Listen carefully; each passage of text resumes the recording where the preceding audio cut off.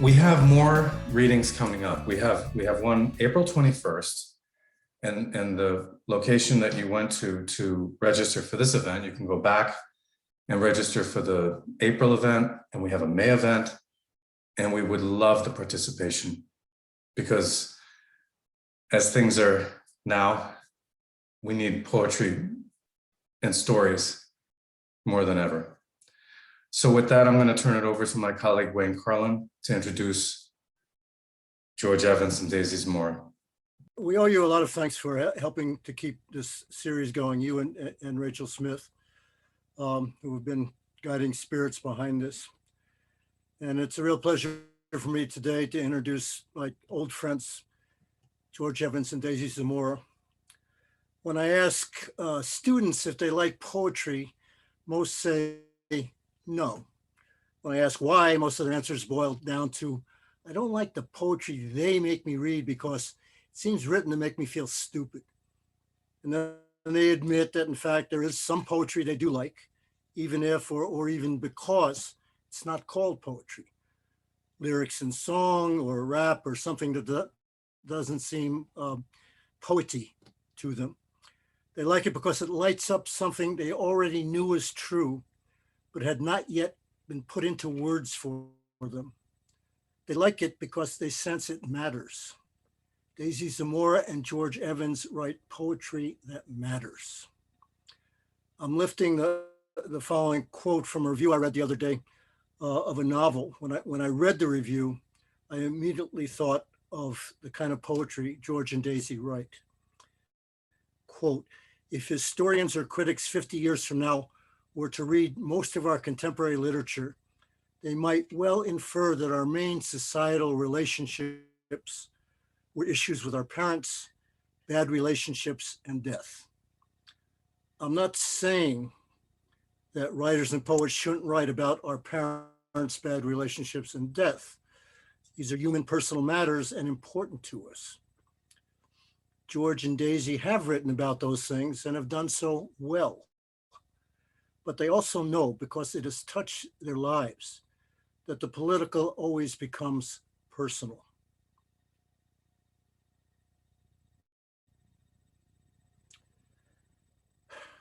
And that matters to us. What marks the work and the lives of George Evans and Daisy Zamora is fearlessness in the service of passionate and at times uncomfortable truth. As a medic in the Vietnam War, George saw the carnage and bagged its results and raged at its waste. As a guerrilla fighter in the revolution against the Somoza dictatorship, Daisy gave up what could have been a pampered and privileged position and went into the jungle because she could not bear the injustice she saw around her. George sees wounds and writes so that you see them also and may be inspired to heal them.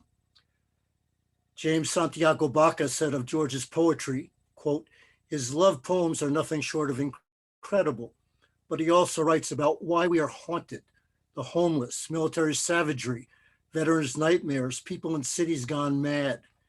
He writes about war, Vietnam War, war with poverty, political war, love war, broken heart war. His is the poetry of life that descends into hell to search out life in the characters of chaos and destitution. Daisy sees injustice and writes to shame it. She writes of the particular shapes oppression assumes between rulers and those they would rule from palaces and in bedrooms. Her poems awaken in our latent hearts the need to name and resist the tyrannies of power and hate, and yet also the grace and beauty and love that can sustain and save us. Sonia Sanchez said of Daisy's poetry, Daisy Zamora's poems resound with life, commitment, struggle, love. She has been a figure for liberation and women's rights all of her life.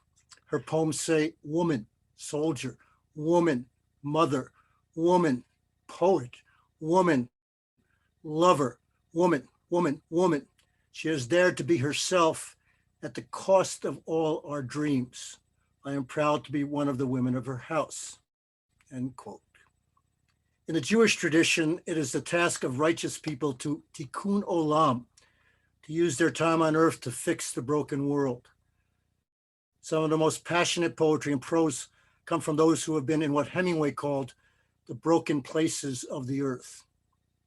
In those places, many are broken themselves, wounded body and spirit, but driven also to search for the words to share their costly wisdom with the rest of us. And only the strongest, their strength driven by a rage for the truth, can draw wisdom from wounds of war, of gender, of class, and refuse to shut their eyes to the lies and hypocrisy whose end results they have witnessed and whose carnage they still see in the world around them, around us. They refuse to wrap themselves in bitter silence or in the noise of cheap irony and cynicism, or bromides masquerading as poetry, or self-indulgence, or cleverness for its own sake. They give us the broken world, but they refuse to be broken in it. And with that, it's my great pleasure to introduce my friends, George Evans and Daisy Zamora. That was a beautiful introduction. And thank you, Neil. Thank the community in Maryland. And thank you, Rachel, our new friend, for inviting us to participate. We wish that we could be there because we happen to love that part of Maryland. And we were lucky enough to come there once. And we really, we almost stayed there.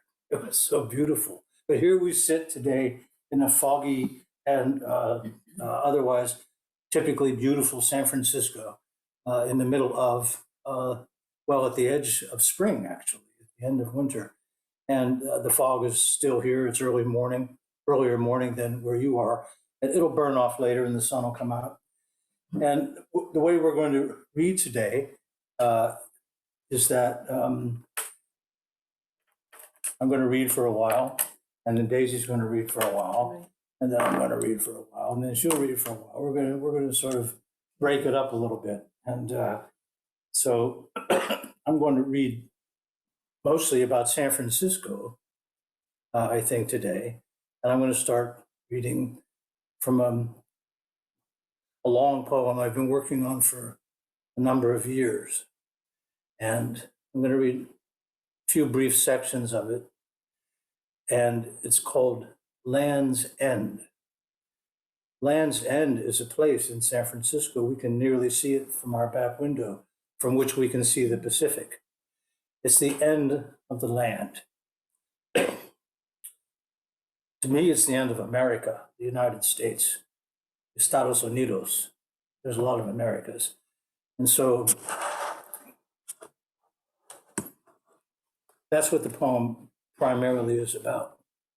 It's a statement that lands end. It's a plural. There's no apostrophe. There's no possessiveness. It's just a plural. Lands end. As a preamble to it, I'm going to read a very brief piece called Message in a Bottle.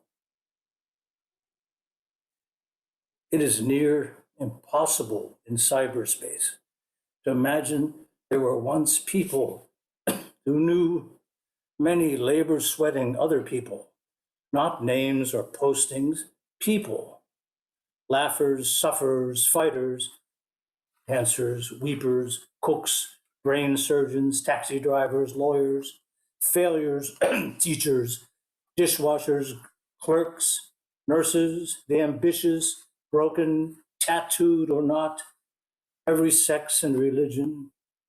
In that cyber-murdered world of lost friends, gone lovers, battles, plans that never worked, yet mattered more than anything, results, fungible. Even failure was acceptable as long as it kept happening in that prickly, painful bastard of a world with real worlds, real passions, lust and sex right in front of your human eyes, and love too, unpredictable, messy, but people unafraid of it, welcoming its complications, which make us sweat with anxiety, keep us up, exhilarated, depressed, which make us which make us sweat with anxiety, keep us up, exhilarated, depressed, piloting suicide dawns. But this is not about nostalgia. There are things that still don't work and won't, and not everything or everyone is missed. It didn't matter if things in that fading world rippled or made your skin crawl. That only meant you were still part of it, whirling, missing details maybe, but still there, up, counting, and were burying the dead. You sad, lucky dog. Land's End.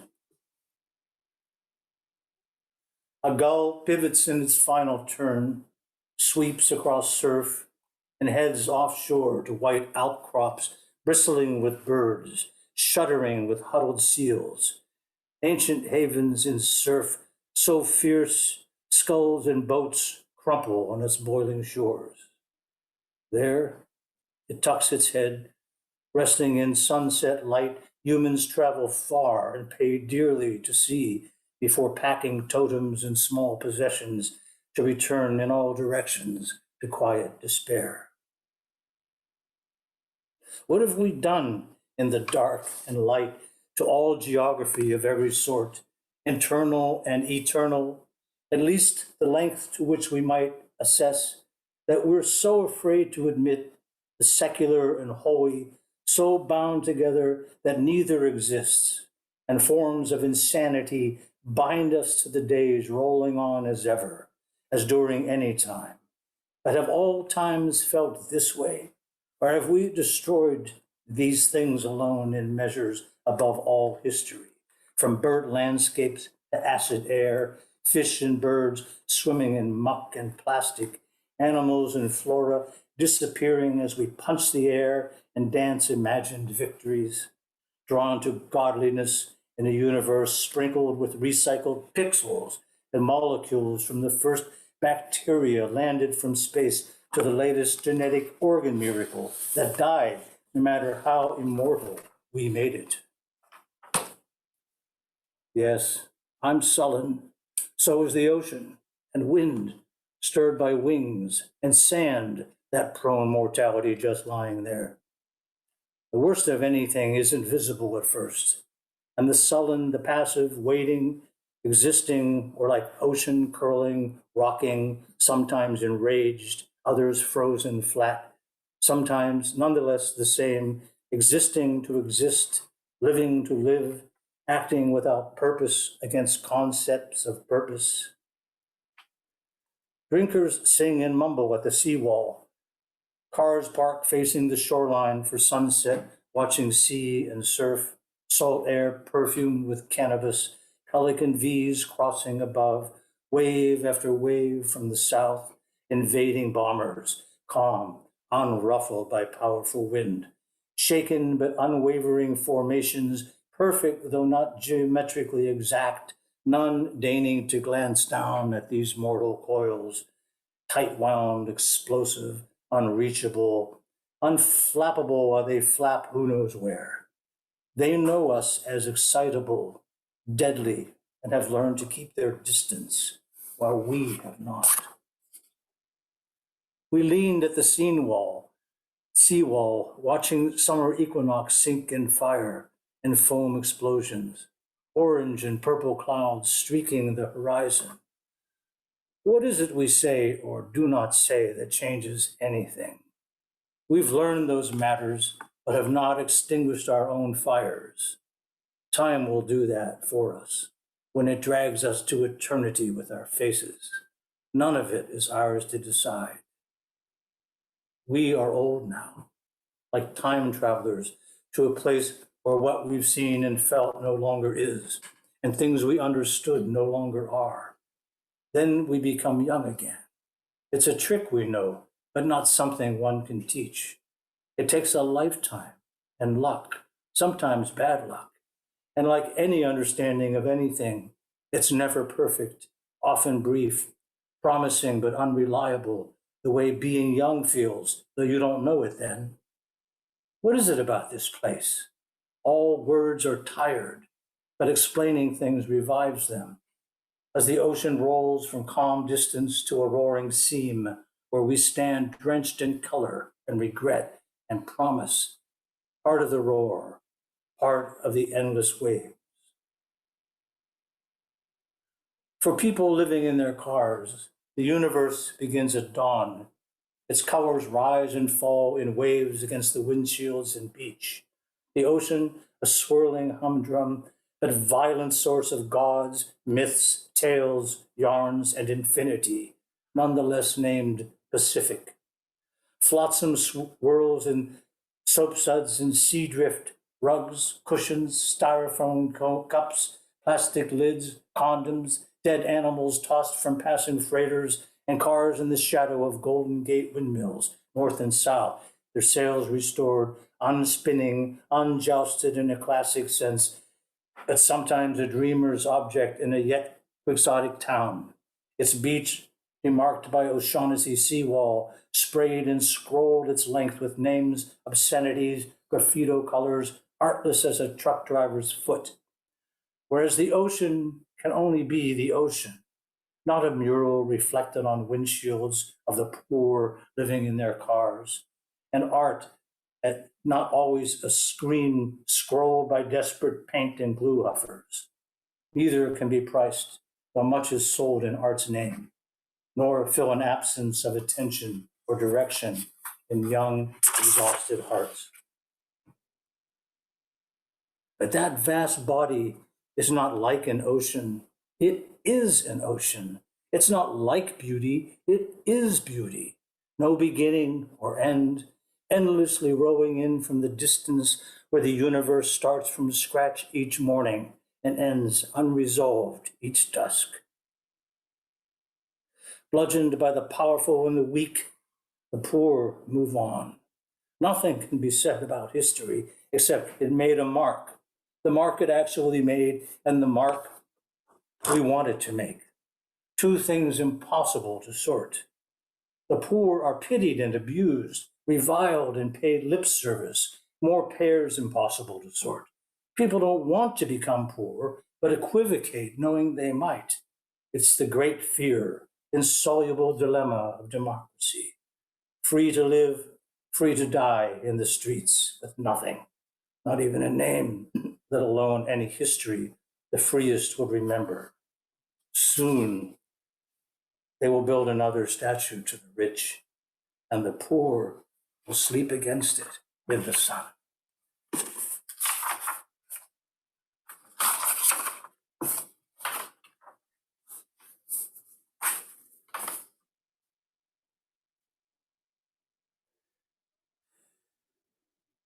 Graying cerulean sky before sunset, distant blue hills. Crab boats rocking west to the horizon, shrinking into distance. Floodlight glitter ready for the night catch, and dog tongues flapping chase last sticks along the foamy seam of teal, darkening Pacific. Shell hunters and couples painted sunset hues, pelicans afloat in red, the shine left by waves pulled back, vast mirror combing life in flotsam, polishing, renewing the shore, dragging disorder back to calm a moment, as beauty always does. The worst has happened many times and continues to happen. Where are the codes? Who tells the story? What is the story? All this beauty passes and comes back. Land of the dead and ever-living, unstartled atheists, unrepentant junkies, holy rollers, crushed cultures, scattered tribes, homeless masses, inventors extraordinaire, ruthless armies, barbed wire borders, heartless government, endless rolling hills, race wars, homegrown religions, laws and anti-laws, all to be acknowledged, absorbed by a land unstable as the ocean itself. Rocking, shaking, frosted waves steadily crashing from the unknown. Ocean movement we understand, but not why it moves, and not shaking life itself, that earthquake. And it is not that land is merging, but that water is rising, and events and no barriers can stop them. At borderland Texas, New Mexico, Arizona, California, watch the eyes of children locked in cages by US psychopaths working for psychopath demagogues, ordered to do so. Those who did so will not be exonerated. Differentiating their insanity from, say, My Lai cannot be done. Except for bullets in ditches, the deaths were the same. The humiliations and war crimes real. Massacre and psychological destructions real. There are those who will never be the same, and those who will never be again. Is this your country? Do you own this? Own up to this? Vote for this? Pay for this with taxes when you can't afford to feed or send your child to school, the doctor, the grocer, dance lessons, or a baseball game? Or is everyone too rich to care? Are Latin Americans lepers? Did your ancestors come from the moon, sprout from earth? Rio Grande is a necklace or a noose between states, separated by balding men so fat they cannot walk and would eat your children for sport.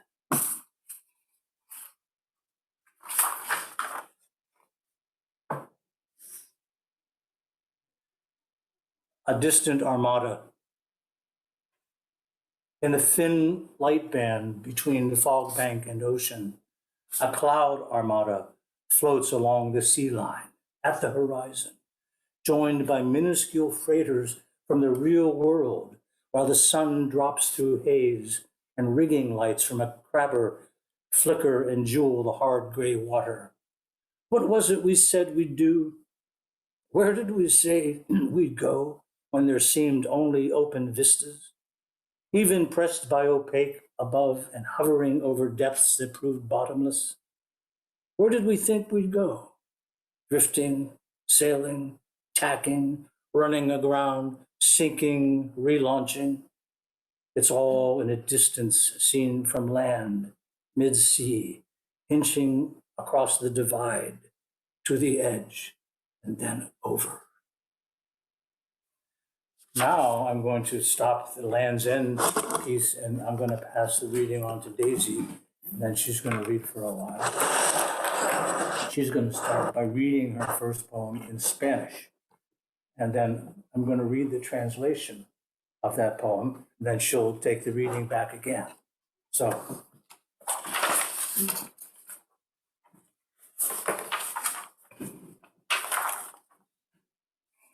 Carta a una hermana que vive en un país lejano.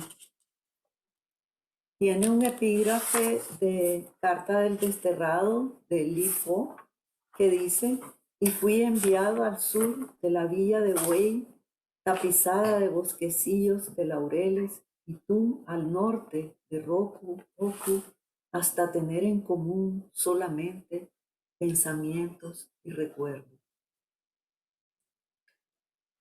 Todavía recuerdo nuestros primeros juegos, las muñecas de papel y los desfiles. Y a Teresa, la muñeca que nos caía mal, Teresa pone la mesa. La vida no retrocede y deseo conocerte, reconocerte, es decir, volver a conocerte. Habrá, sin embargo, cosas tuyas que conserves. Me interesa saber de tus lugares, tus amigos tan extraños a los míos que hablan en otra lengua y buscan otros caminos. Danbury, Hamden y Middletown, Hartford y Meriden, todos lugares tan familiares a ti y a tus recuerdos. A través de la sangre he vivido 2 vidas, múltiples vidas.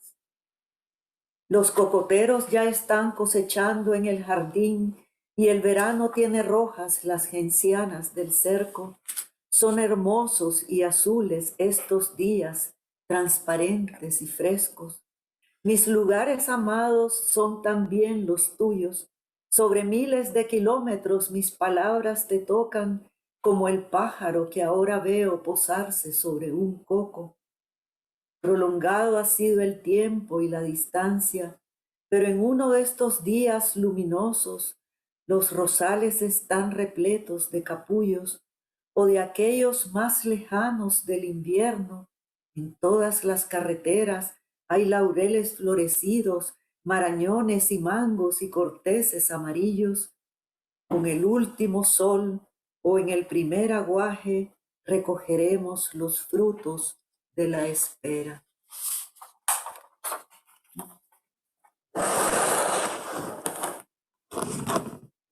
Letter to a sister who lives in a distant country. Begins with a quotation from Lipo's exile letter. Quote, "And I was sent south to the village of Hue, carpeted by laurel groves, and you north of Rokuhoku, until all we had in common were thoughts and memories." Unquote. I still remember our first games, the paper dolls and the parades, and Teresa, the doll we could not stand. Teresa pone la mesa. Life doesn't go backwards, but I want to know you, to recognize you. That is, to get to know you again. Nevertheless, there must be things about yourself you still preserve. I'm interested in learning about the places you are, your friends, so different from mine, who speak another language and search for other paths. Danbury, Hamden, and Middletown, Hartford and Meriden, all places so familiar to you and your memories. Through our shared blood, I've lived two lives, multiple lives. The coconuts are ripe for picking in the garden, and summer has turned the gentians at the fence deep red. The days are blue and beautiful, clear and fresh. My beloved places are the same as yours. My words touch you across thousands of kilometers, like a bird I see now perched on a coconut. It's been a long time, and the distance great. But one of these bright days, the rose bushes are full of buds, or on some faraway winter day, laurel trees are blooming along the roads, and so are the cashews, the mangoes, the yellow trumpet trees. With the last sunshine or in the first downpour, we will reap the fruits of our waiting. Thank you so much. This poem, I wrote it in English, so it's not a translation. And the title is Salvadoran Woman Killed on Fillmore Street. She ran as fast as she could. She shouted into the void, "Oh God!" She worked so hard that day, tightly held her purse against her breast, then fell in a pool of blood. Afterwards, the kids told the police, "We didn't want to stab her. We were just desperate. We only wanted her money." But she screamed so hard, she scared the hell out. She really scared the hell out of us. Her children were devastated. Their only support, she worked double shifts that day, had $40 in her purse. They were waiting for her on the way to the grocery store. It was New Year's Eve, end of the millennium. The newspaper also published the menu of the dinner the mayor of San Francisco was giving that night. Of the many delicacies listed was wild salmon fillets sprinkled with genuine gold dust.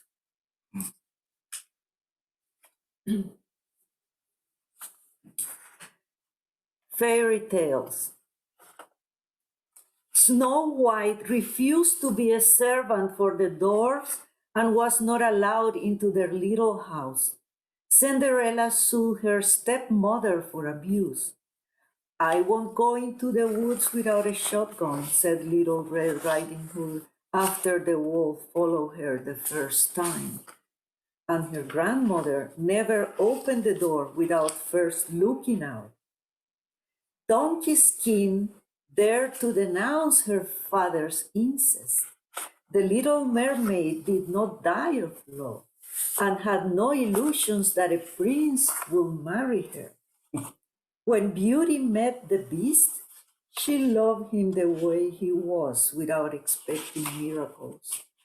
Goldilocks didn't even dare taste the porridge. The bears would have eaten her immediately. The bee princess refused to sleep on so many mattresses and screamed that if they doubted her lineage, they could all go to hell. Alice never traveled to Wonderland, and Sleeping Beauty fell asleep bored because she was never allowed to do what she wanted. These are the tales, my daughter. Life will make sure you know them.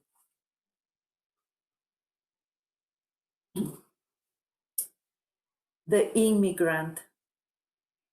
She wakes up feeling odd in a strange room.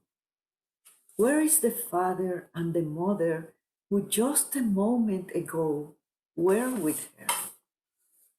Where are the words of the conversation and the fragrant courtyard after the downpour? She gets up and sighs. This foreign room, an indifferent light of any morning, hurts her. From the street come the noises of life, and the dream is left crumpled like a handkerchief.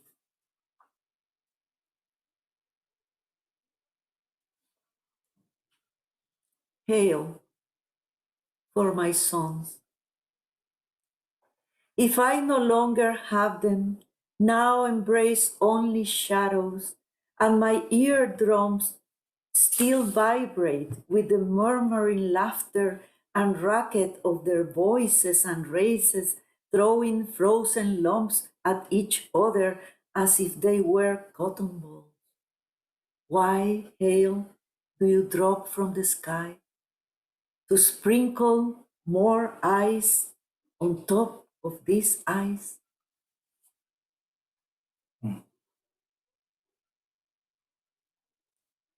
Old mother, day and night, shut up in the room, motionless all the time in strange hands of paid people who come and go and leave without notice.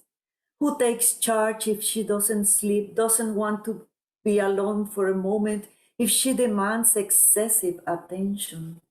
Who is capable of understanding that she has reverted to be a little one, that she's scared and wants to be cuddled by her mother, who could understand that she misses her father holding her hand, taking her to the park to buy a chocolate rabbit, and that's why she spends the whole night with her eyes open, awaiting them, but they don't come, no matter how much she waits.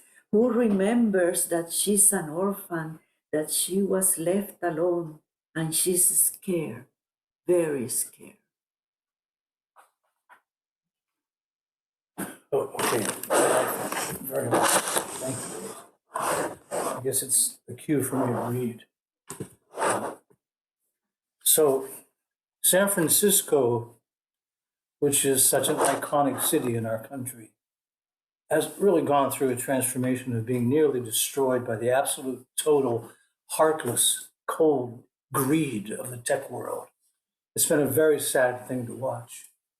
And it's drained the city of many qualities. It's still a beautiful city. There are still amazing people who live here. And many of our cultures that patched together to make San Francisco still exist in remnants.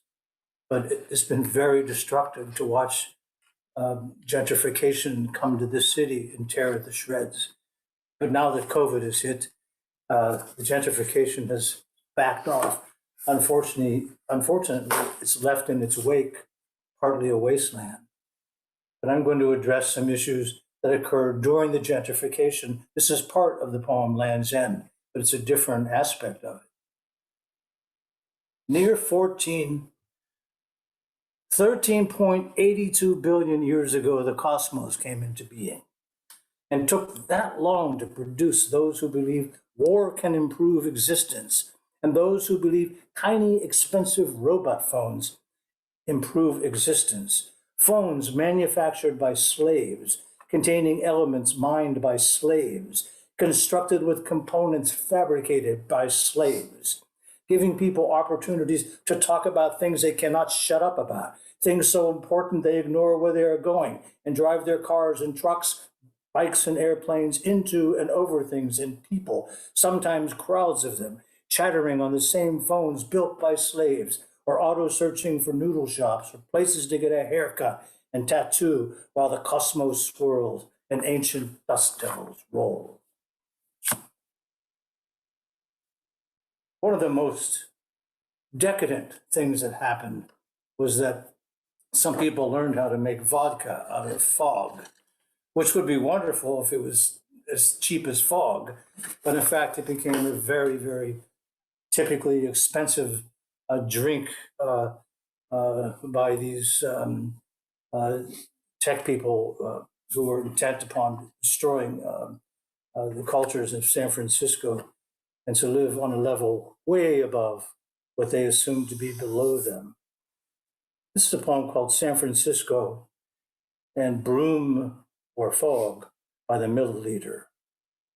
There is a lapsed world, a present and a future proscribed by digital imaginings, past edited, present snuffed, electrodes stabbed everywhere in case reanimation technology catches up.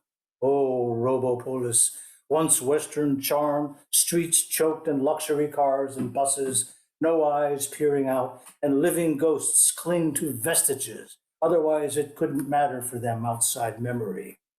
Fog rolls in through the same though now, captured and used, distilling vodka for the wealthiest drunks in history. That black.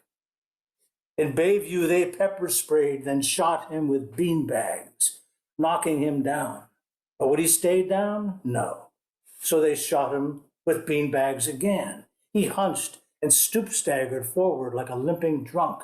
And then they really shot his black ass, con balas, no frijoles, no pimienta, 15 times by 5 guardias, San Francisco's finest, 3 bullets each. But he had a knife, a fucking knife, and refused to drop it on Wednesday, December 2nd, 2015, named Mario, 26, damnedest suicide you ever seen. Under one of the freeways is a bronze statue of an eagle dancer, an eagle warrior, Caballero Aguila. And this is a poem about that. It's where the workers also wait for work. Someone had the bright idea, certainly among some of the recent migrants, that it would really be a good idea to put this beautiful statue under the freeway, which denigrates its meaning while celebrating its meaning. And so that's where people wait. Aztec perched on white fire hydrant, work shirt, baseball cap, tennies, eagle warrior, Caballero Aguila, soldier of the sun, sweating, waiting for hourly wage work in sunlight near bronze eagle warrior memorial statue, dancing arms outstretched under overpass, freeway north entrance, Cesar Chavez Boulevard, San Francisco, 2011, planet Earth, Estados Unidos, where free people are treated by requirement like shit.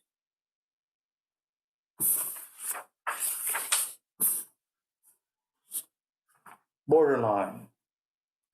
Thinking somebody might one day come to claim him, the grave diggers left their rope around the coffin, illegal themselves, living job to job, knowing what it means to lose track of someone planted beneath the leaves, and that bonds are not broken by borders, borders are not bonds, and walls force things into secret. They know that so far, no laws created by men and women reach into the grave, that death is not separate from living, and that some are freer below ground than above, bellies stuffed with drug balloons, fingers chopped off from field work, legs trembling from standing at conveyors all day without food, scrubbing filth, making beds, or waiting on corners for those who need their labor to show up in trucks with shovels and picks to ferry them over death's next river. Early spring mariachi. El mariachi with a smartphone, headed south on Mission near 25th, walks past Daniel's Jewelry, Andrea, Perfumes Originales, Recargas, Fax, Andrea, Fax, Perfumeria. Okay? I should read my translation. MoneyGram. Livelihood clenched by the neck in his other fist, up on his shoulder like a load of cane. His straw hat cocked, leather face stress sculpted by sweat work and worry, dark from sun labor, on his way to stroll La Taqueria and sing off-key for the goose-eyed immigrant gringos new to San Pancho in its latest gold rush, gorging tacos, burritos, quesadillas, y cabeza, y lengua, y sangre, teeth coagulated with food blocking articulation, y clarity. Generation of the final years of 20th century violence, end days for remorse, compassion, concern, children of electro, ether, and keyboard existence, paid in hyperspace gold dust for playing video games and typing money code, money, a ransom for their youth, attention, conversation, curiosity, amusing themselves with face y pudenda y excrement photos, sending them off via handheld robots to human universe, fangs dripping, eyes orphan Annie blank, white skin crawling with tattoos of illiterate Chinese characters, cryptic religious and tribal symbols, cartoons, and the usual tacky flash, sweatshirt, t-shirt, ball cap fashion exuding permanent adolescence. Casual links to the cosmos, boxed in by heartbreaking self-obsession, willful ignorance, Wikipedic half-knowledge, onanism, dopamine pretextrians, deadwalkers, all.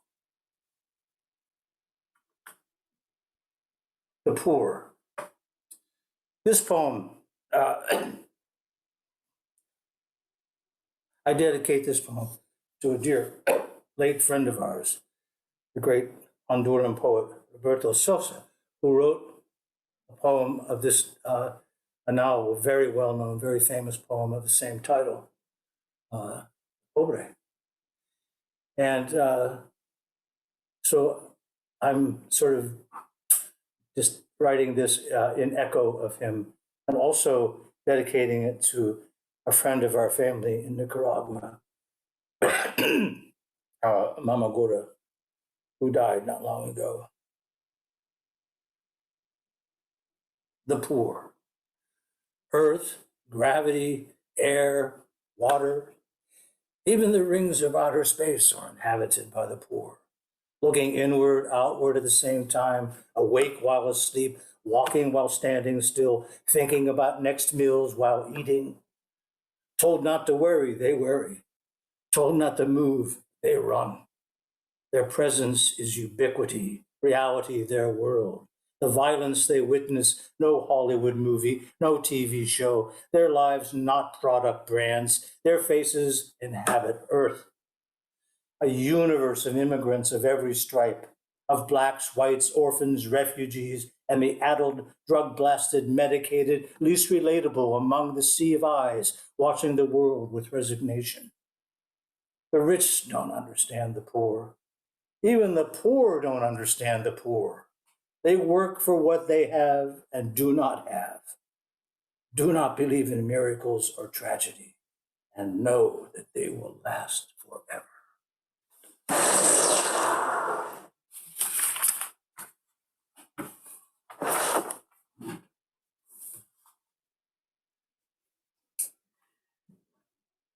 News in the supermarket.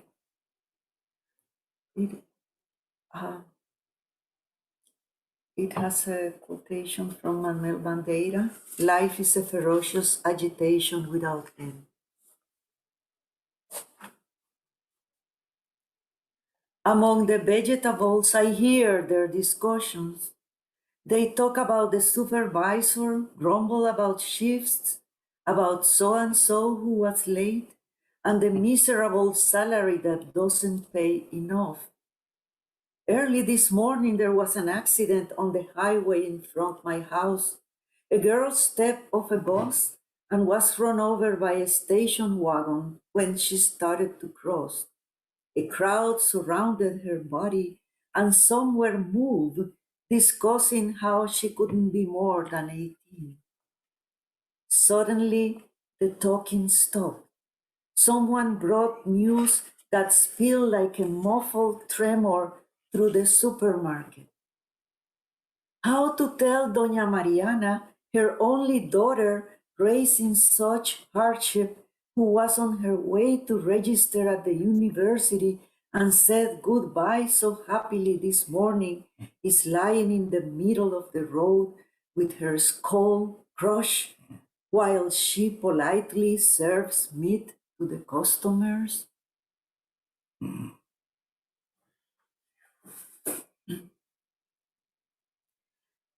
This poem, I wrote it in English, and it's the title is Onyx Dinosaur. We know that birds come from dinosaurs, right? So this is about some crows that are always around our house. Onyx Dinosaur. How did I get here? The crow must be thinking, I guess, while he walks the sidewalk, remembering when he was a dinosaur. I was so huge and powerful, I could crush those people if I wanted, and looks at us sideways as he struts off with the haughty demeanor of a shining king reduced to pecking French fries from the gutter.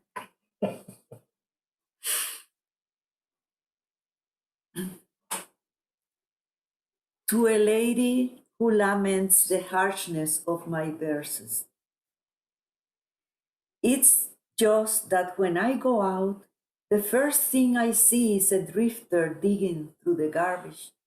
Sometimes a mad woman is resting her misery in the shade in front of my house, and the void of her insomniac eyes casts a pall on the morning light. Street corners and street lights overwhelmed with people selling everything. Swarming children throw themselves at the cars to wash them for a peso and insult a punch. Teenagers offer their only possessions, their bodies. Street people, beggars, drug addicts. The whole city is a hungry, begging hand. Yours is a beautiful world. Luxuriant groves, tennis courts, swimming pools where lovely adolescents frolic. In late afternoon, uniformed nannies promenade blonde angels in strollers. Your husband is an important functionary. Your family can vacation in New York or Paris, and in this country, you are just passing through. You lament my coarse visions. You prefer them gentle like the dainty cakes and bonbons you eat. Sorry, I can't please you. Here we eat stones.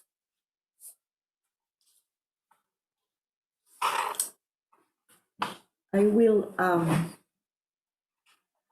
read now this poem in Spanish, and Okay. I will ask George to read it in English. My pleasure.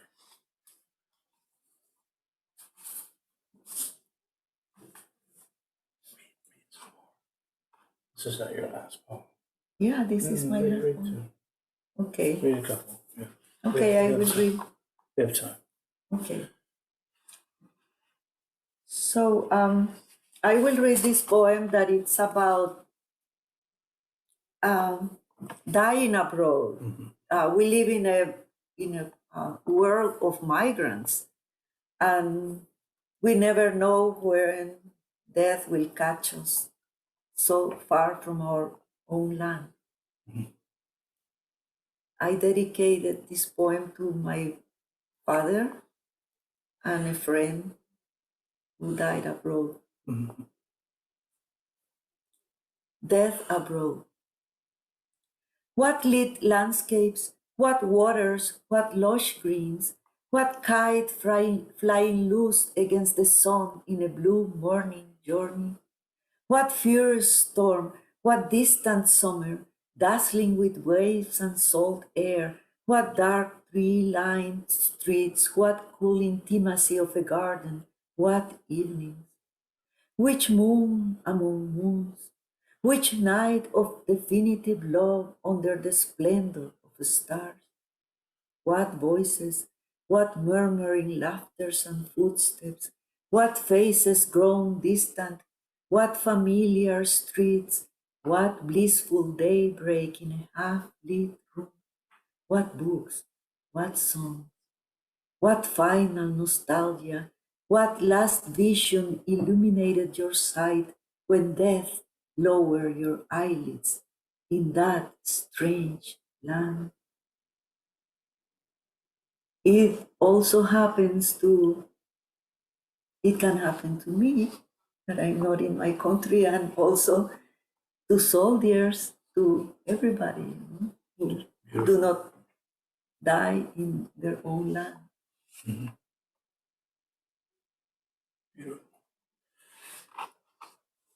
The drunken girl, there she is, leaving the store, a pale, overcast sky, the color of her face, dark clouds, gray horizon, traces of beauty still in her face. This young one, hollow eyes in a void, crossing 19th Avenue in morning air, clenching a brown bag and the world inside it to dive in, eclipse like a moon on the darkest night.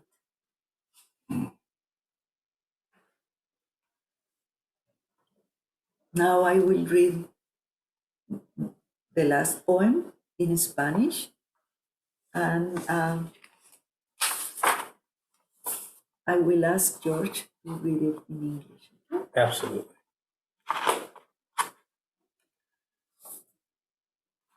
Oh, thank you. Okay. Ser mujer. And this month, that is March, is the Women's Month, because we don't celebrate, we commemorate the International Women's Day, because there is nothing to celebrate, just to commemorate. Ser mujer. Haber nacido mujer significa poner tu cuerpo al servicio de otros, dar tu tiempo a otros, pensar solo en función de otros. Haber nacido mujer significa que tu cuerpo no te pertenece, que tu tiempo no te pertenece, que tus pensamientos no te pertenecen. Nacer mujer es nacer al vacío. Si no fuera porque tu cuerpo albergue asegura la continuidad de los hombres, bien pudieras no haber nacido. Nacer mujer es venir a la nada, a la vida deshabitada de ti misma en la que todos los demás, no tu corazón, deciden o disponen. Nacer mujer es estar en el fondo del pozo, del abismo, del foso que rodea a la ciudad amurallada, habitada por ellos, solo por ellos, a los que tendrás que encantar, que engañar, servir, venderte, halagarlos, humillarte, rebelarte, nadar a contracorriente, pelear, gritar, gritar, gritar hasta partir las piedras, atravesar las grietas, botar el puente levadizo, desmoronar los muros, ascender el foso, saltar sobre el abismo, lanzarte sin alas a salvar el precipicio, impulsada por tu propio corazón, sostenida por tus propios pensamientos, hasta librarte del horror al vacío que tendrás que vencer solo con tu voz y tu palabra.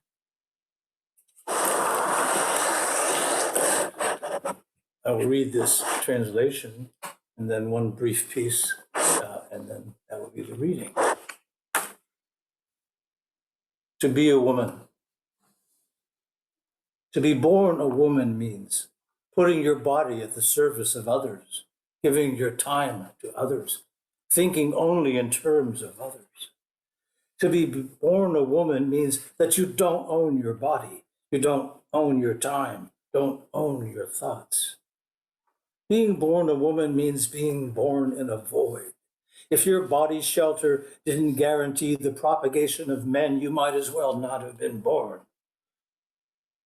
To be born a woman is to come to nothing, a life devoid of yourself, where everyone else, not your heart, decides or stipulates.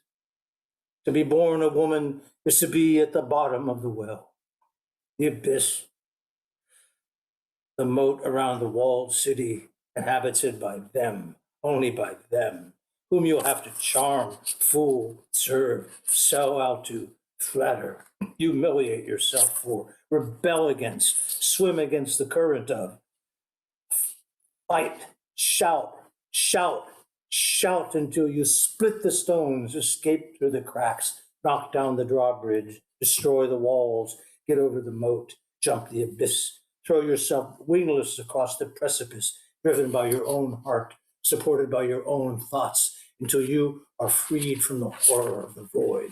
You will only defeat with your voice and with your word.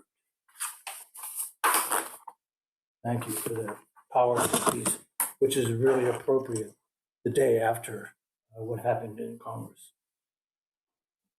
extending the new amendment, and also men can relate to it because we all have mothers. So Wayne asked me in a conversation we were having, this is your illustrious, gifted writer, teacher who's coordinating partly the series. If I would, he said he was teaching some of my war poetry in his class, and I should maybe think about reading a war poem. And so I think that what I decided to do was, rather than read something extant, was to read an excerpt from what I will consider very likely to be the last poem I ever write about the Vietnam War. And this will be just a fragment from that poem, the first third of it. And it's the poem itself is dedicated to the late violin jazz musician Billy Bang, and who died in 2011, who was a Vietnam veteran who lived in Harlem, who wrote, and he was a composer as well, and did extraordinary 2 CD set pieces about Vietnam, his experiences, and his thoughts about it. It really impacted his life. And the music always moved me deeply. And then as I was working on this piece, he died. And I was working on this piece because I just read an article in the Washington Post, and that's the basis of this poem. And so he died in 2011. His pieces, by the way, are called Vietnam, The Aftermath, and Vietnam Reflections, in case anyone's interested. The name of the poem is The Cracking Wall. It's about the Vietnam Memorial. Leaf veins bloom across the black stone, ancestor leaves crushed firm, holding up the face of a trench chopped from government real estate, polished battlement minus crenellation doubling as executioner's wall. Zoomed out, black road maps spread across the slope of a grassy knoll. Zoomed in, black plates with spidery fractures, minuscule highways leading to listed names, the dead, each one a town, a universe, a history, stiff against the land on that map, holding back mud, but cracking more each day because the dead are returning, pushing the wall from behind, pushing against lies and revisions as disgusting as anything they said or did. One prefers the mellifluous in all matters, the beautifully jarring Jimmy Scott, Frank Sinatra, Tony Bennett, Nat King Cole, but it is not difficult. It is impossible to be entertaining while the dead themselves are forced like zombies to return and explain why their names decorate a scar on the Capitol Promenade, where patriots of the Republic have walked, will walk, wanting, wishing, and dreaming to believe the hard sell. We are fallible, yes, but not insane. No one questioning their faith, however dressed. Whichever gods or god they have or have not. Whichever sex, touching names on the wall, names now pushing back, wanting to fall out like dominoes or black piano keys. Silent names, silence all that's left of them except their aging relatives. And silence alone soon enough. Pushing back against being used again by politicians to kill more young, the easily deceived. Quote, all wars are boyish and are fought by boys, the champions and enthusiasts of the state, our Melville wrote. True at the end of the Civil War, true now, adding girls, women, old men, desperate immigrants, the unemployed, for the desert wars that could spell the end to all life. Wars where one dead American soldier is repaid by 1,000 dead. Soldiers are not, enemies are not counting dogs, livestock, fish and birds, insects, rivers, landscape, hearts, futures and dreams. They're pushing from inside the wall against being used again by politicians to kill again, against history written by power, cretins in power, for whom physical betrayal is not enough, who must betray memories, shadows, even the dead they pretend to honor at cracking monuments to their ambitions, especially one marking a dead generation, a dam that could burst from the lies, a slow motion glacial bursting where the first cracks appeared 2 years after being stacked like a postmodern scar on a landscape where more warmongers thrive. The final thing that generation might wish is that its monument would burst on them all, leaving the names in shattered black shards for all to see, to sift through, to sort, be cut by, wounded, shattered by traces, the scree, forgotten mothers and fathers, sisters, brothers, wives, children, nieces, nephews, lovers, and friends. If they push hard enough from inside, maybe the land will spill out in bloody waves, frightening, but for the sake of all other Isaacs headed to altars, your lives for a wall, lives for a wall, for a wall, your lives for a cracking wall.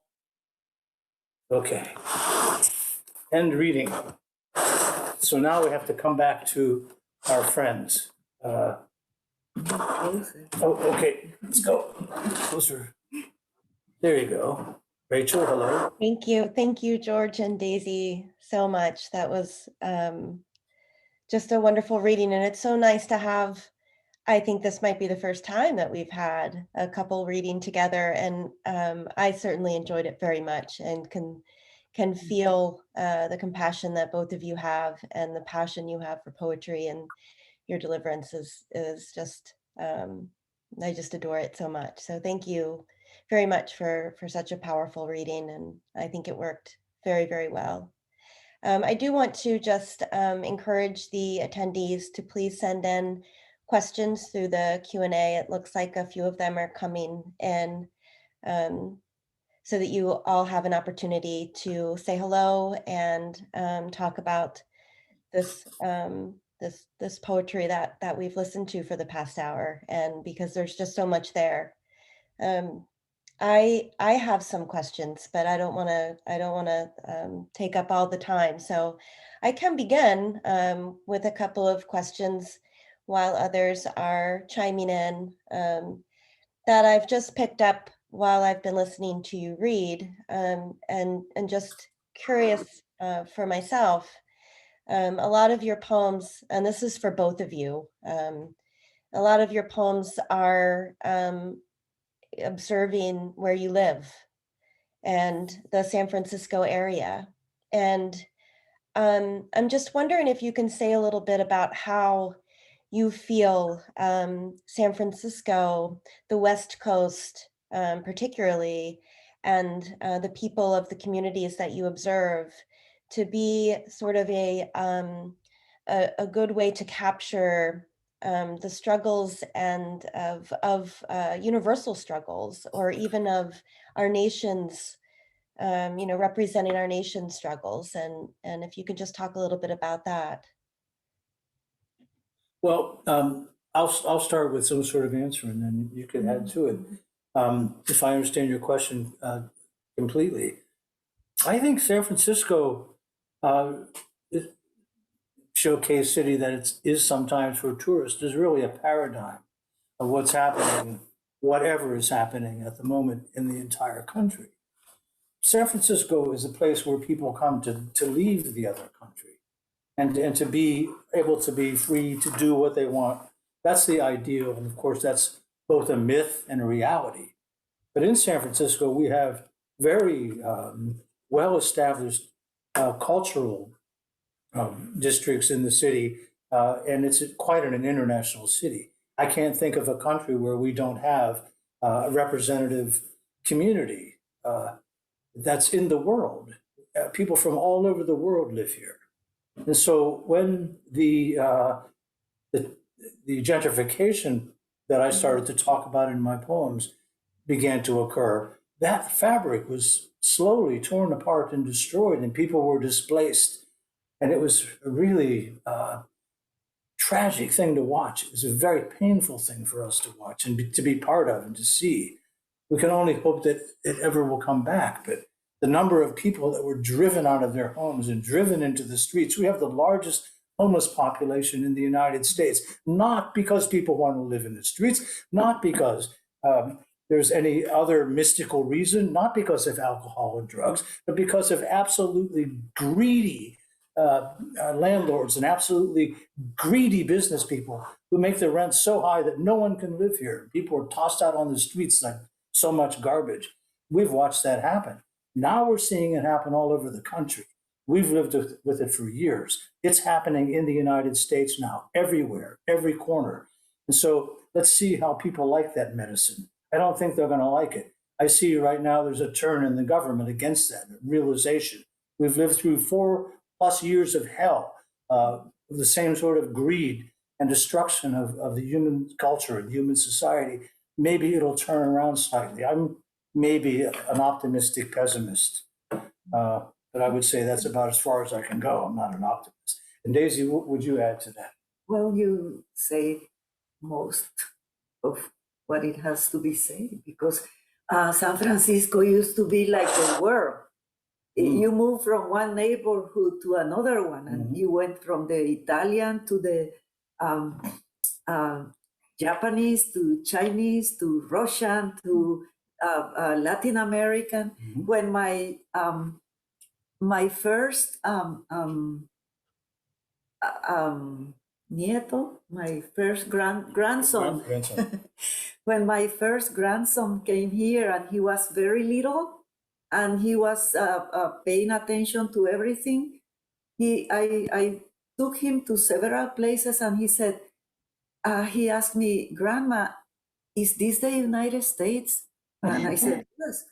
And he says, "Well, I hear people speaking all languages, because if we went to the mission, he will hear Spanish. If we went to the Japanese Japantown, he will listen to people speaking Japanese.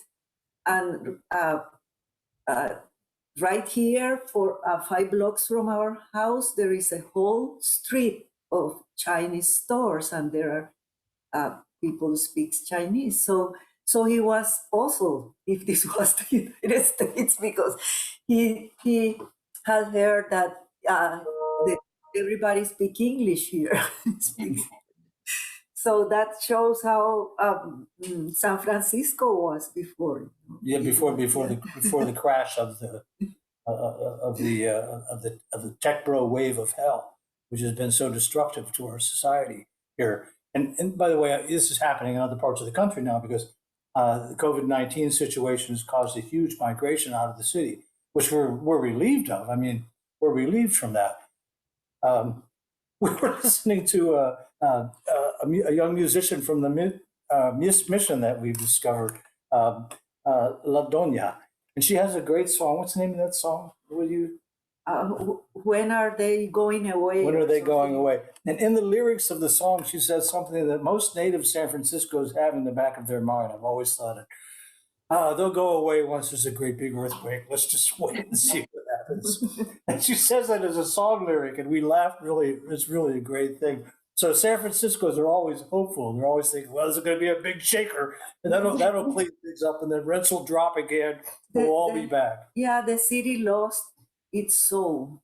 I think. Yeah. It's beautiful. It's still beautiful, but it's different. It's different now. Yes, maybe it will come back. Thank you. That was perfect for answering that question, because I've never been to San Francisco. I've been to the West Coast, and I think it's absolutely breathtaking, and I'd like to travel more. But I was taken by the images and the observations, and it seemed like that melting pot that you've described, certainly.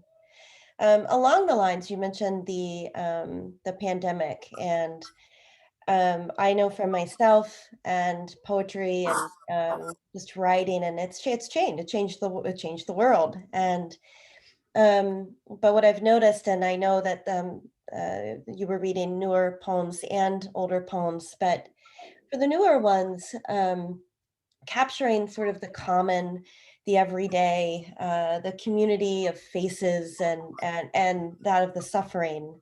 Can you say a little bit about how that's changed, and what has surfaced that that you think has been sort of like empowering since the pandemic, and just this way of really being able to see people that you describe amazingly in your poems, because of what's happened, and this maybe coming out more, and being isolated more, and just sort of all of the different observations you've made since the pandemic.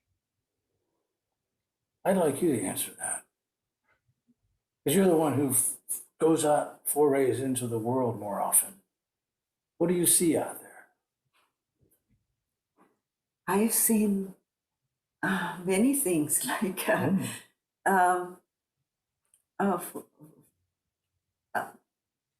people. I don't know. It has like brought out the worst and the best of people. The pandemic, because I can see that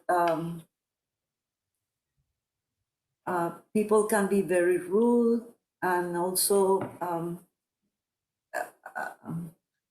they can be helpful, but most of the time I see people scared of one another, and a little bit ruder than they were before.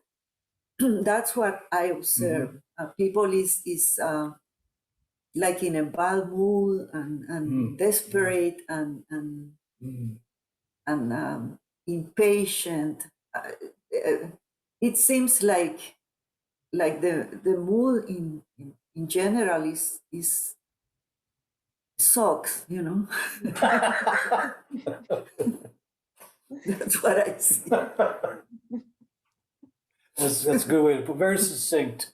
It sucks, really.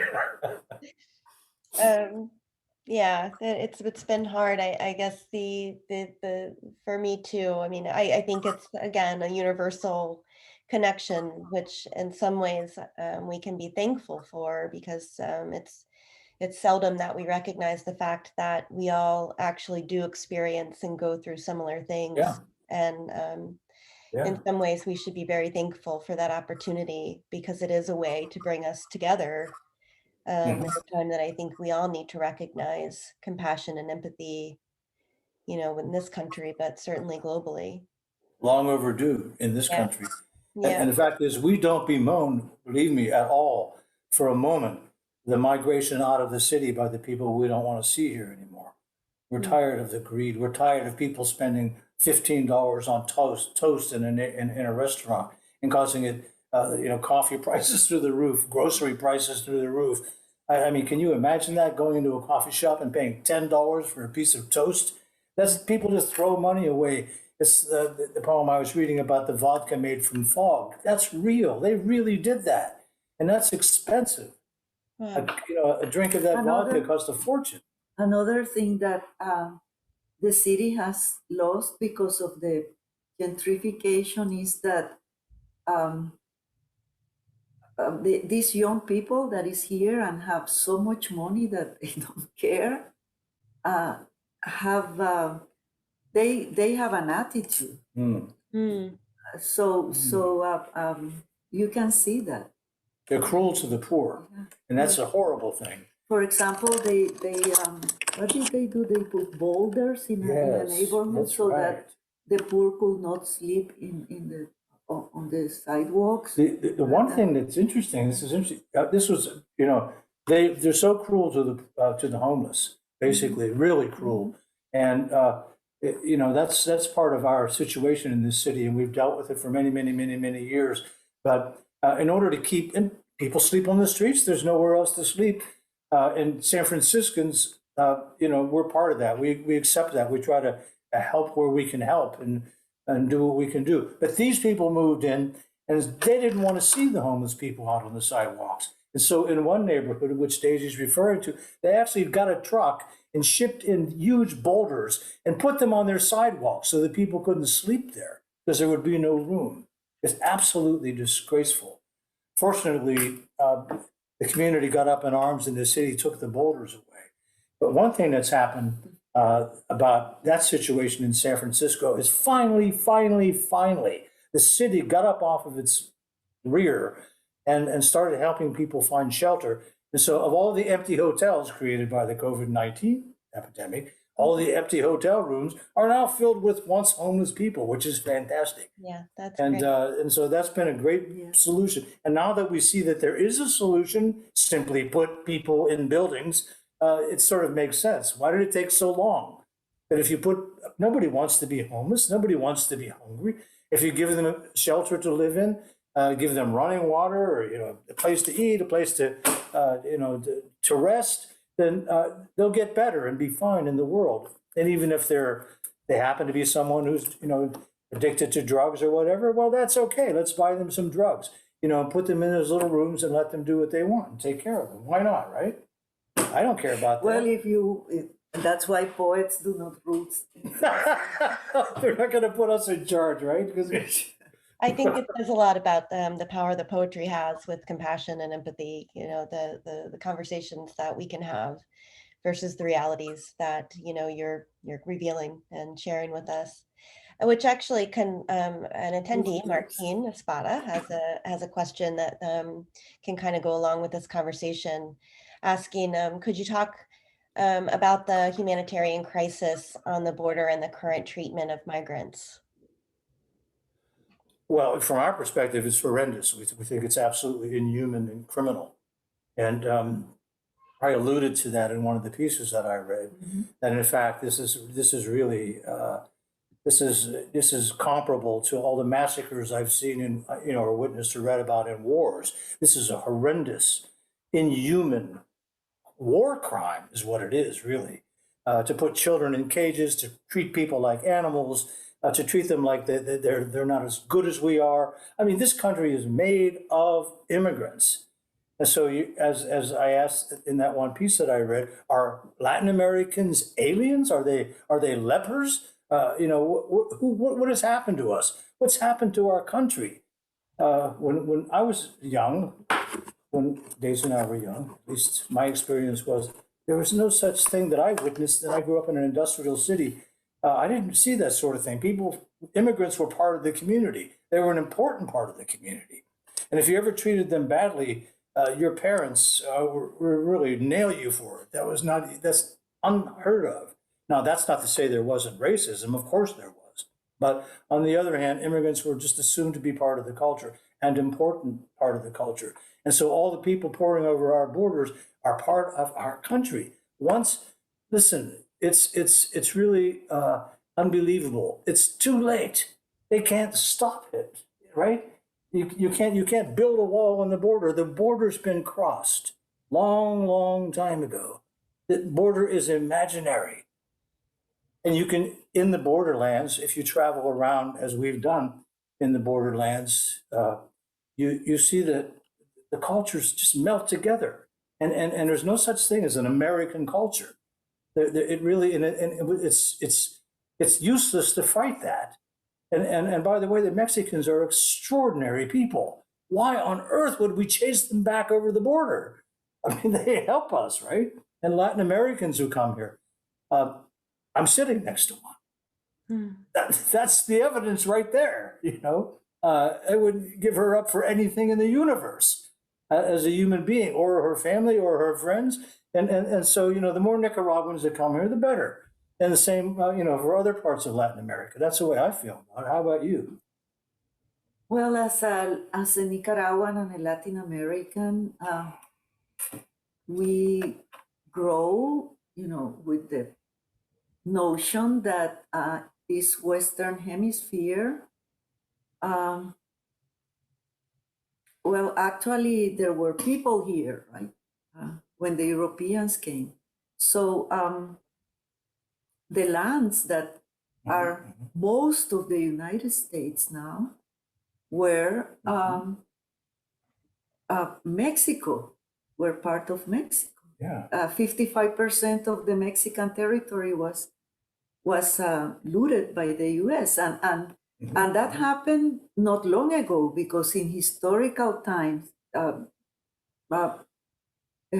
or 200 years is nothing, right? So, Yeah, that's right. so the memory, the historical Good memory story. is still there, Yeah. and for a lot of people, they remember. For example, our friend Jimmy Santiago Vaca, in his book, A Place to Stand, he says that he grew up listening to his grandparents speaking about, they will have all these stories about lands that were taken away from them, how they were chased out from their places. And so even if there are several generations that descend from those people, our culture is a very oral culture. And so the stories are there. They weren't able to destroy them. And the memory is still there. And I can see that with my students. I have a lot of Latino students. Latinx are called now. And when we start talking about that, I am shocked to see that kids that are like 18 years old remember. They say, my grandmother told me about my great-grandmother. And so there is this understanding that they are not immigrants, that this land once was their land. And that's why Carlos Fuentes, the great Mexican writer and an intellectual, he says that the border is a scar, it's not a border. Because the scar remembers the wound, reminds you of the wound. So I see it differently, because I don't see that Latin Americans, we are also from the Western Hemisphere, and people has been migrating up and down in this hemisphere. We don't come. In any case, we are immigrants that are different from the Europeans or from other continents. We don't cross any sea. Yeah. We don't come from other parts of the world. We are from here, from the same hemisphere. So this is a notion that I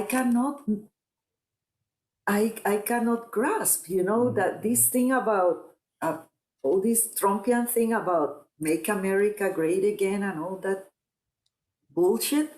It's something is alien for me because I see it from my perspective. Yeah, it's really racist, actually. Yeah, because in any case, it's a colonial mentality. Yeah, that's right. Eurocentric, like if only Europeans have the right to be in this land. So Yeah. As a gringo, living here, knowing that it was necessary to educate myself about the history of my country in every respect, this being one, I know for a fact that I'm really, even though I certainly must have European roots, my roots are in this country. This is my hemisphere. I have as much in the Mayan Aztec cultures are important to me. They influenced my land, the architecture here, this country. So I feel closer to that than say to any sort of European roots, which I appreciate and understand. But the fact is, I'm from this hemisphere, and my hemisphere includes Mexico and Central America and South America and all those magnificent influences that we should allow to flow north because they're so extraordinary. Why resist? yes, and the bottom line is that we are all from the human race. So Yeah. the color division is so stupid from my perspective. It makes no sense. And the same thing for Puerto Ricans, for African Americans. Well, yeah, that's right. The world is a world of migrants. And one of the most recent disgraces that we've noticed that there are actually people in the United States Congress who don't know that Puerto Rico is part of the United States, that Guam is part of the United States. Where did these people come from? Well, I think it points to a lack of education on top of all the racist history. I mean, there's like no learning going on in our schools if we're not telling our people that we have a larger country than they think we have. And if we don't understand that the Rio Grande was not the original border, the Rio Grande was imposed upon Mexico, but the original border was a more northern river. I mean, so I am always shocked that my students know nothing of their past, of the history, the real history of this country. They have been taught like a Disneyland version of the history of the United States. Yeah, that's good. And so they are all, everything is new for them. Yeah, I think xenophobia in this country is, I spoke with my students about this last week, but there's always a constant shift. It's like there's a switch that goes on and off where, who do we want to be racist against, this week, and the hate crime. And I think a lot of that is exactly what you said, that it's just uninformed information. And it's sad because I've always been the type of person to believe that if we really knew the pain that was caused by that way of thinking, then there's no way we would possibly act that way and hurt other people based on, such irrational ideologies. And we're a very young country, so I think being naive can only be an excuse for us for so long. Yeah, I think in fact you're right, and I think in fact we're not so young anymore. We really ought to get it.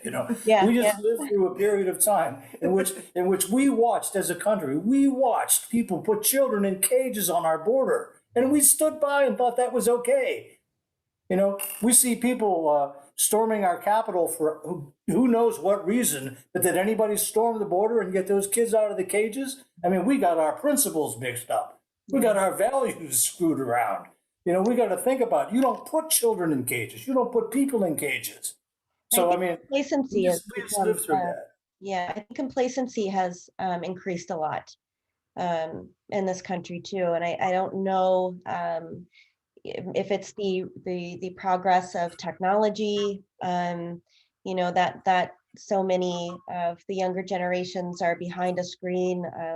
I don't have the answer for it, but I do believe that there's just this much, there's a increased tolerance for certain behaviors that has changed activism, at least within the last 10 years.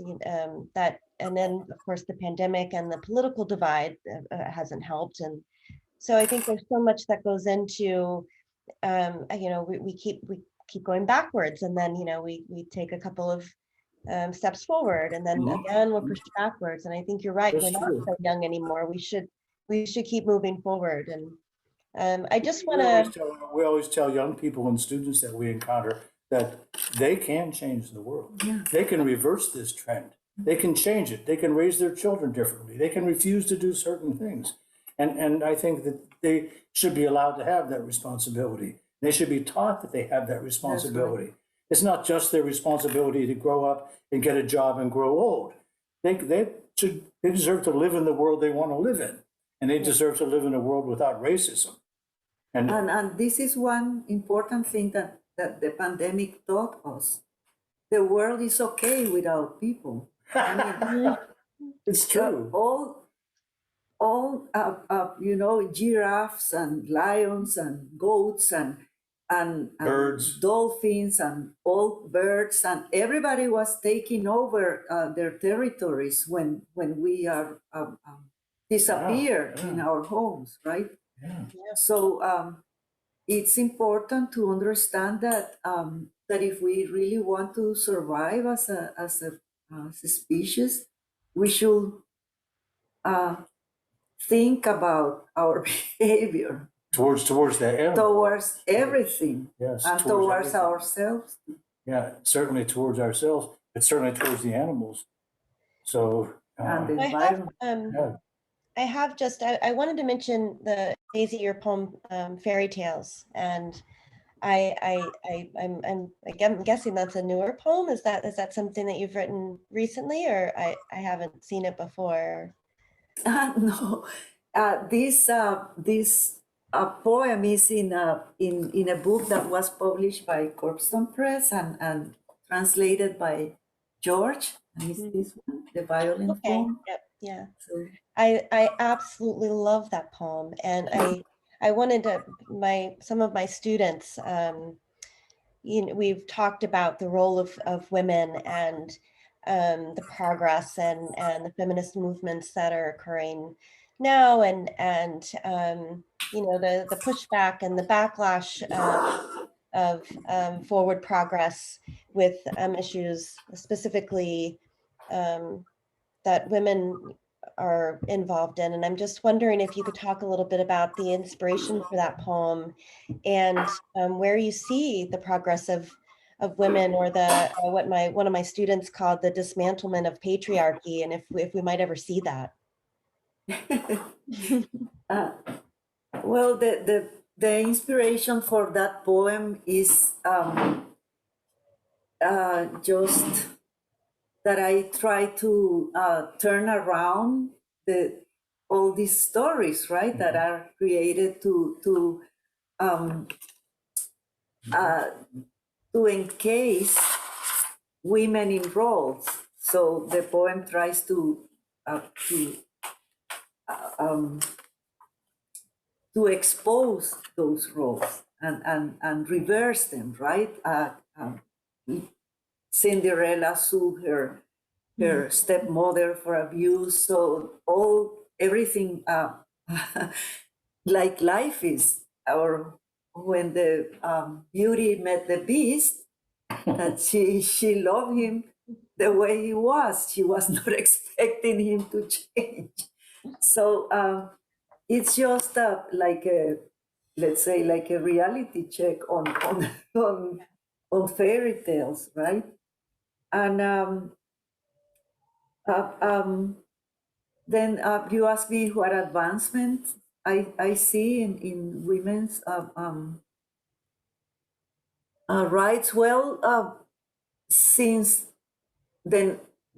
since the 19th century, there has been advancements, right? So we have the right to vote, we have education, the right to education, we have the right to work, to have a more equitable pay, the right to own property, which is incredible because in the old times, you couldn't own property, right? It was either your husband's, or even if it was yours and you married, it became your husband's, and if your husband died, it became your children's property. So it is unbelievable to think that was the situation of women. Also, we have the right to make our own decisions about pregnancy, right? Which is something that was unthinkable, and the right to be divorced. Who, for example, in Chile, not long ago there was not divorce, and also some other rights that are just elementary rights that we should have. But there is a lot more to be achieved because there is still sexual harassment in everywhere, right? There is still child abuse, sexual abuse. There is still we still do not have equal pay in as it should be. There is gender discrimination. So there are a lot of things that have not been achieved, and we have to keep working for them. And not to mention femicides. I mean, the killing of women, which is a terrible plague in all around the world. The killings in the borders with her, the killings of that in El Paso are terrible, you know, and yes, in the city in El Paso. Yeah, across the border. Across the border. Okay, what's in Ciudad Juarez? And in Ciudad Juarez. Yeah, that's where the real Yeah. murders occur. So these things keep happening, and in Nicaragua, femicides are an everyday occurrence and all around the world. So there is a lot to do. And you asked me if we are going to ever get rid of patriarchy. I think that we were talking before, we were speaking about a different way of seeing us as humans, right? And so I believe that this century is a century that maybe we will see changes. The pandemic was something that showed us, like in an X-ray, everything that is wrong, right? With our way, with the way we are. And I pay attention to some leaders that are changing the way power is exerted in society. And I will say that students should pay attention to leaders like Angela Merkel in Germany, and also Mette Frederiksen in Denmark, and also Jacinda Ardern in New Zealand, or Sanna Marin in Finland. These are women who are showing a new kind of leadership in the world, who are using power to improve their societies. They are not using power to manipulate or to get more power, which is the way power has always been used by men and women when they get to have power. But these leaders are using it in a different way, and I keep paying attention to all the things they are doing, because it's a new kind of leadership that is starting to emerge in this century. So who knows, maybe if we use power differently, we might get rid of that that way, you know, of ruling our society. And we do have Kamala, so that's a I positive agree. in this country too. So I'm for women, I think everywhere most of us rejoiced on that day, and knowing that we have her as the first woman vice For president. example, yes, we have for the first time in the US. That's important to pay attention. Mhm. And it's not only that she's the first woman, she is a woman that is from what are called here minorities or colored people or whatever, right? Right. Or people of color. Or people of color. So I think I could probably have a conversation with the two of you for hours, but we do have a couple of questions from attendees that came in. Move closer. One coming in from Renee Zamora. Zamora. That asks, in a society of high velocity and loss of focus, how can one inspire others to read more poetry? You answer to him. I don't know.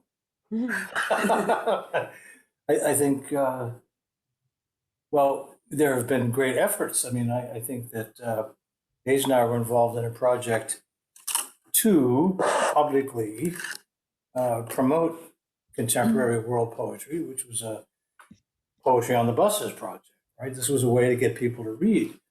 It was sort of a passive act in which there were examples of great poems posted in public spaces, and people could read or not. I mean, if the problem is that the education system is in complete and total tatters, where you begin with poetry, I don't know, except to say that probably everybody writes poetry.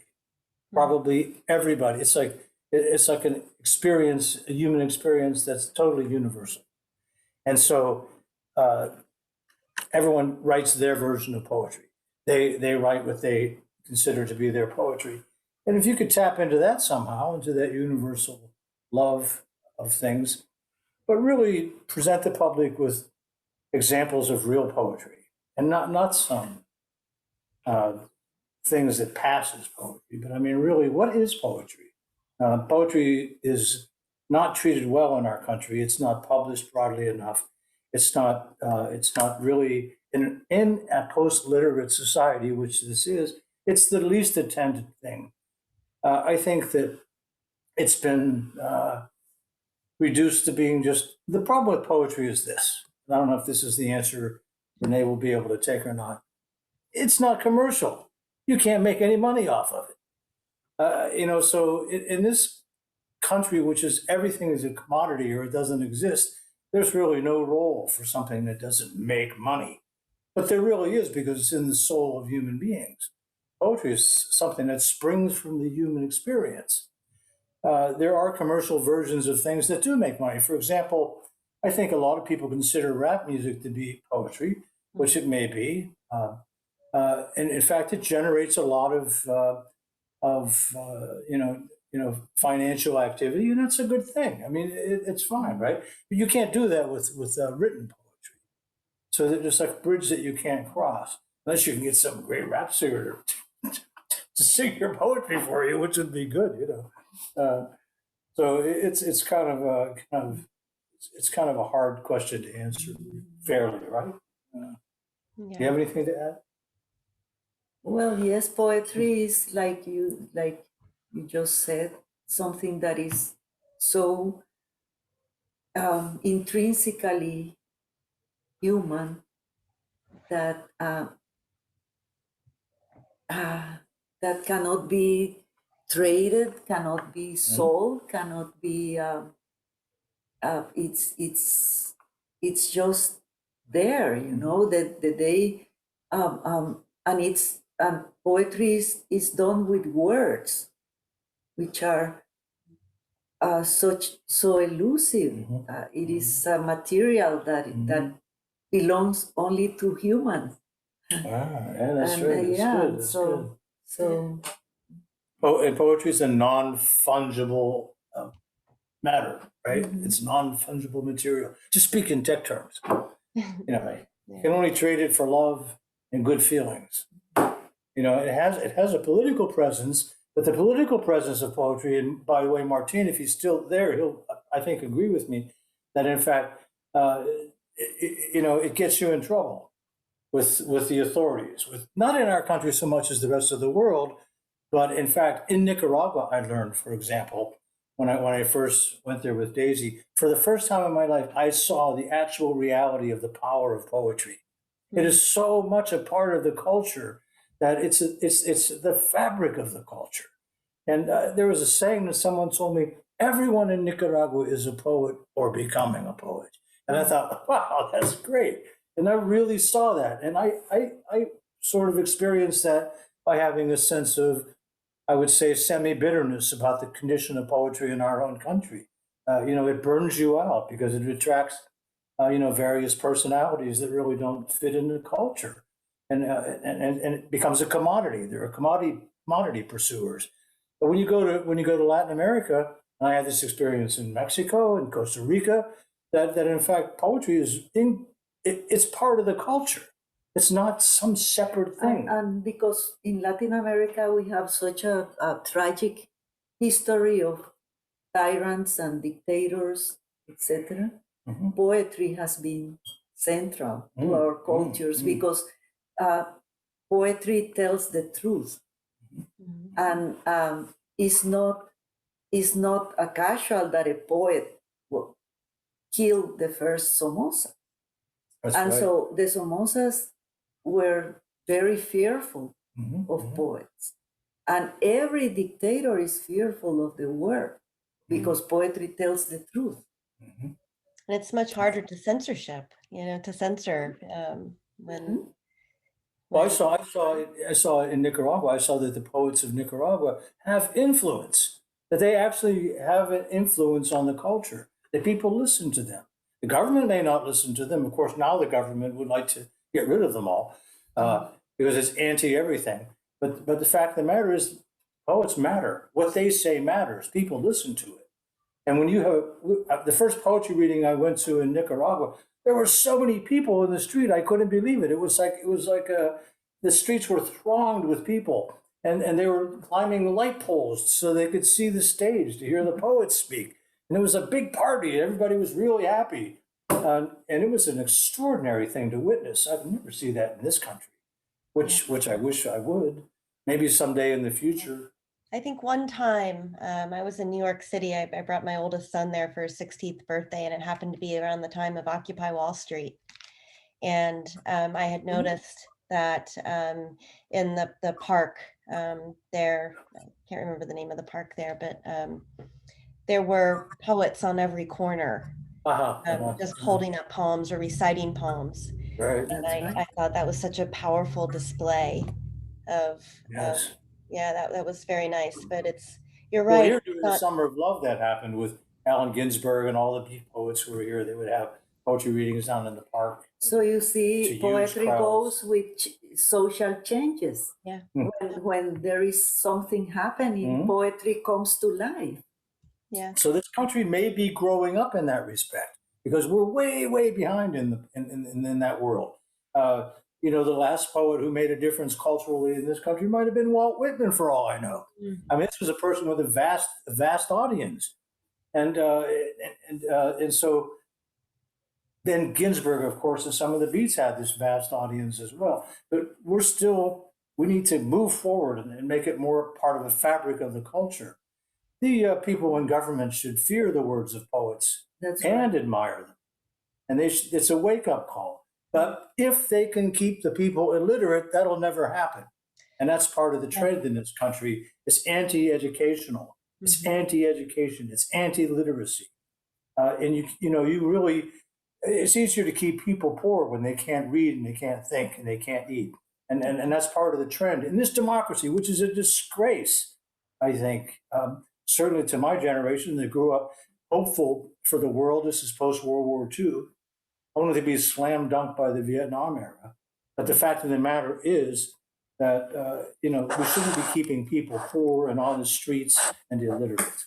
We should be teaching everybody. Yeah, I've seen the rise of Insta poetry, and it seems that this way of just generalizing emotions that has also been a trend that I've been trying to just kind of just navigate through of this what is poetry now, and when it's 4 lines, and it's hard to figure, and especially for the younger generations who are looking for what you just said, are looking for language and looking for ways to express how they feel about situations within their culture and within their communities. And I think I know poetry certainly could be of service if it is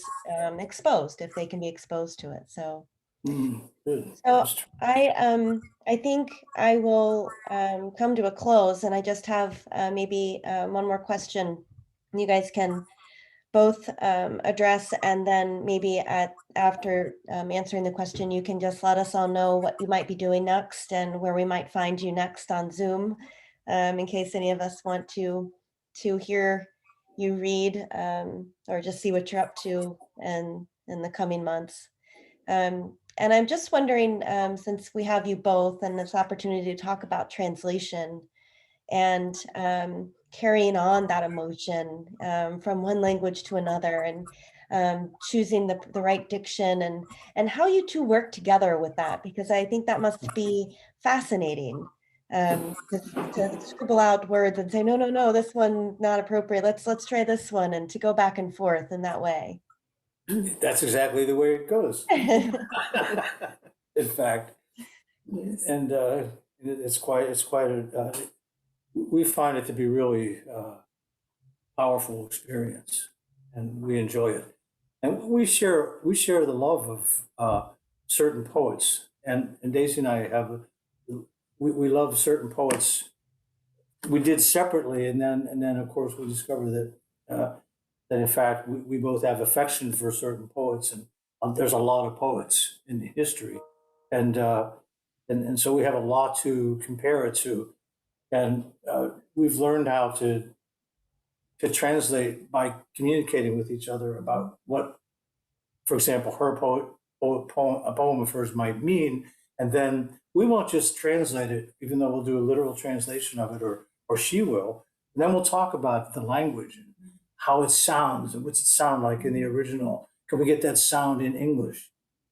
You'll notice in our translations in the Violent Foam that if you read them aloud, you'll hear, hopefully, some trace of the voice in the original poem, because that's the way we work, right? Would you agree with that? Yes, and the same when I translate his work into Spanish, and because the difficulty in translation, in translating poetry mainly, is that poetry, if it is poetry, right? Carlos Martinez, a Nicaraguan poet, said that to write a poem is like to commit a perfect crime, that you don't have to leave any traces, right? So a poem is the language, is the expression in its highest capacity, is like distilled language, right? And that's the difficulty in poetry, because each word in a poem can have different meanings, which doesn't happen in prose or in narrative. Right. And that's the key element that makes poetry translation difficult because there are words in English that cannot be explained in Spanish except by two words or more, because the word in English has a meaning, an ulterior meaning, and the same thing in Spanish, Yes, right? exactly. So so it's fascinating because how do you achieve that? Sometimes you have to sacrifice that that other meaning that the word has, because you cannot just capture it, and it's frustrating. But you try to come as close as possible to the soul of the poem, not necessarily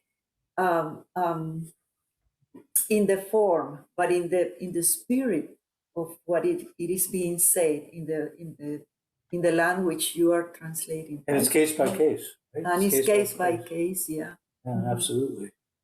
And we really, every poem is different, different poem, but we have a vast, I think between us, we have a vast experience of reading translations all of our lives because we want access to world poetry, and we didn't speak every language in the world. So we would read translations of things, wanting to read them in the original. So we know the pitfalls of translation as well. There's nothing more, well, bad translations are really unfortunate in many ways because we've had to wait a long time to get a really good translation of Homer.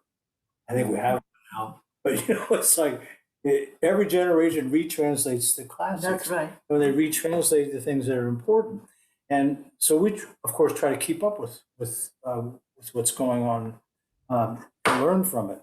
But the thing about working with Daisy and translating Spanish poetry is that she understands all those nuances that I will never see. No matter what, I can't know that it has this other meaning.